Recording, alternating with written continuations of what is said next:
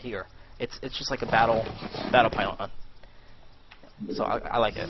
It's always good. I would recommend this all the time.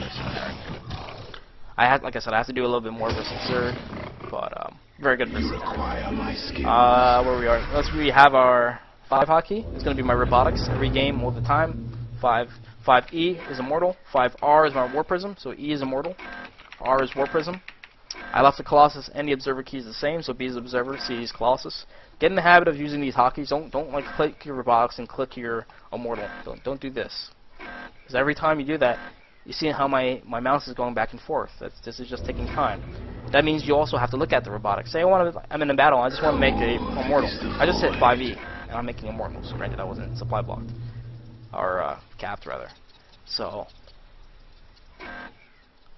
you should get in the habit of doing this. It's going to make you a better gamer. 6 is going to be my,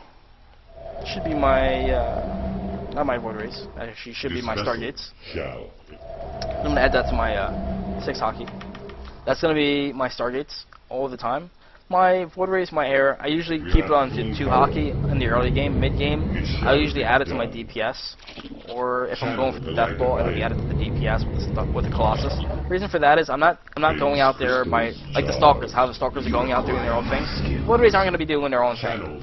In the late game, if you're doing your own thing with the void rays, it's not good, because you're going to die to Marines, you're going to die to Queens, you're going to die to Stalkers. You can't do your own thing. In other words, it's got to be part of the death ball. It's going to be part of the death ball. It needs to be in the same hotkey as the death ball. That's my theory. So I'll keep it there, and I'll just have my my 6 hotkey accompanied by my void race. I'll have my observer, very important. Have your active observer accompanied by a hotkey. For me, it's 9, which is on my mouse. You can have your passive observers unhotkeyed. These guys are just going to give you some map vision. These guys are not going to be. You generally don't want these guys to move. Either you keep them stationary or you give them a patrol command. That's about it. These guys are basically just looking for drops. So I'll start here and I'll go like this way. I'm like, okay, you look for a drop, and I'll have one over here somewhere. Or somewhere. I don't remember where he went. You get the idea. These guys aren't in the hotkey. These guys are just stationary, looking for drops, looking for mutalisks, looking for war prisms, whatever the scenario is, looking for bases. Your active observer is going to be the one that you're going to hotkey. Look for tech. Look for your opponent's army. And this is very important. Rule of thumb: if your active observer dies, you really need to get another one out ASAP. And 0 is going to be my warp gates. So this is something I haven't been doing as much lately, but I want to be doing it a lot more. 0 is going to be on my mouse. And the reason for this is because, say I'm going to add more gates. Say it's late game, I'm going to make a spam of gateways. Okay, got a ton of, look at my macro, I'm bad. Every time I make gates, I'm going to add them to my 0 hotkey. Why? Because I have easy access without looking at my gates, at the status of my gates. And if these were racks, it would be a lot easier, because it would just be like racks. As soon as they're done, make Marine, make Marauder, AD, whatever the case is. But as Protoss, you need, before you even get utility out of this, you need to turn them into warp gates, because this is Brood War.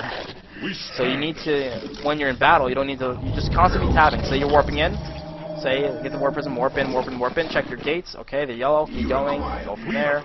Make him probes, chrono boosting, just chrono boost some upgrades, go from there. Warp in, check your gates. Oh look, they're about done. Once they're green, once you see they're green, hit the tab button and hit G. That's all you gotta do. So I want to simulate that one more time. Turn these guys into gateways. So once I have warp gates, hit my 0 button, you're going to see a bunch of gateways and you're going to see a bunch of warp gates. You just hit the tab button, you tab in between both the warp gates and the gateways. All you have to do is hit your G button. You could hit it multiple times, you could hold it down, that'll turn these guys, without looking at your gateways, into warp gates. This is probably, I don't think I see anyone do this, but I do it. I like to do it a lot more, but I do it, and it's very helpful.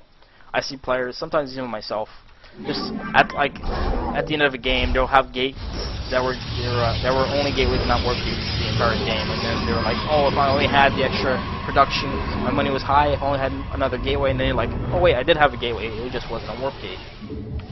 So it's going to help your macro, it's going to help your micro with the army hotkeys. Hotkeys are very important, and this has been a tutorial on my hotkey setup.